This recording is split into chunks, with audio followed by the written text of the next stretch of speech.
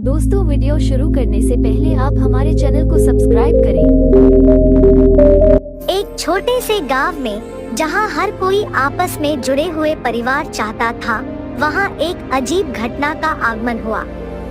गांव के उस होटल में रसोइये की जगह रोज बदलती थी, लेकिन खाना हमेशा स्वादिष्ट होता था। गांव के लोग भोजन के प्रति इतने वफादार थे कि जब भी कोई किसी समारोह या कार्यक्रम के लिए खाना बनाता था, तो वे सभी इस विश्वास के साथ खुदरा देते थे कि यदि उस होटल का रसोइया खाना पकाएगा, तो यह लोगों के अत्यधिक आकर्षण का कारण होगा। सुबह सुबह ग्रामीण अपनी दैनिक दिनचर्या में व्यस्त थे, जिसमें कृषि कार्य, व्यापार और घरेलू काम शामिल थे। एक छोटे से होटल का भी अपना महत्वपूर्ण स्थान था, जो गांव के सभी लोगों के लिए बहुत महत्व रखता था।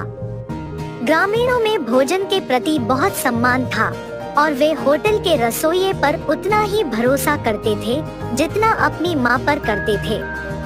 बावर्ची हमेशा नए और खास तरीके से खाना पकाने की कोशिश करते थे और वह हमेशा स्वादिष्ट और लाजवाब खाना बनाते थे। गांव के लोग उनके खाने के इतने दीवाने थे कि किसी भी महत्वपूर्ण कार्यक्रम के लिए वे इसे ही चुनते थे। एक दिन सुबह गांव में एक महत्वपूर्ण सभा का आयोजन किया गया, जिसमें विभिन्न गांवों से लोग भाग लेने आए। सभा के आयोजन के लिए रसोइये को भी चुना गया। बैठक की दिनचर्या योजना से भरी थी और बैठक में आए लोग रसोइया द्वारा बनाए गए भोजन का स्वाद लेने के लिए उत्सुक थे। सभा शुरू हो गई और लोग भोजन का आनंद लेने लगे।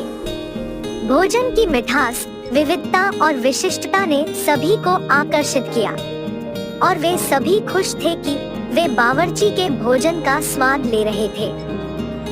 लेकिन यह सब कुछ एक अद्वितीय चीज के पीछे छिपी हुई थी। बावर्ची का असली नाम नहीं था, बल्कि वह एक बुद्धिमान बंदर था जो मानव बुनाई के कपड़ों में विद्यमान था। वह बंदर बहुत ही बुद्धिमान और आलसी था। उसे लगता था कि मनुष्यों के खाने में सिर्फ वही आसक्त हो सकता है जो स्वादिष्ट हो। इसी विचार से उसने मानव बुनाई के कपड़ों में बदलकर खुद को होटल के बावर्ची के रूप में दिखाने का निर्णय लिया। बंदर ने अपनी चालाकियों से नए नए खाने बनाने की कोशिश की और वह हमेशा से देखता रहा कि उसके बनाए गए खाने से लोग मनोरंजन करें और उसके परिवार की तरह सहयोग करें। दिन रात की मेहनत के बाद उसकी चालाकियां कामयाब हो गई और उसकी खाने की विशेषता ने गांव के लोगों का दिल जीत लिया। उसके खाने से सभी अत्यधिक प्रसन्न थे और उसे सभी की सराहना मिल रही थी। लेकिन किसी को नहीं पता था कि रसोइये के पीछे एक बंदर का हाथ है। इस अद्भुत योजना के पीछे बंदर की एक विशेष वजह थी। परिवार के अपार स्नेह के बावजूद उनका परिवार उनके साथ नहीं था। बंदर के पारिवारिक पिता की एक दिन गांव वालों ने हत्या कर दी, क्योंकि उसने किसी कारण से गांव के एक बच्चे की जान बचाने की कोशिश की थी। बंदर को गांव के लोगों द्वारा दिखाए गए स्नेह के बारे में तब पता चला जब वह अपने परिवार की मृत्यु का दुहक मना रहा था। बंदर को यह विश्वास हो गया कि आदमियों के स्नेह भावना और सहानुभूति के पीछे एक महत्वपूर्ण कारण होता है और वह भी उनकी मदद कर सकता है। उसने यह सोचकर उनकी मदद करने का निर्णय लिया कि वह गांव के लोगों के लिए खाना बनाने में मदद करेगा।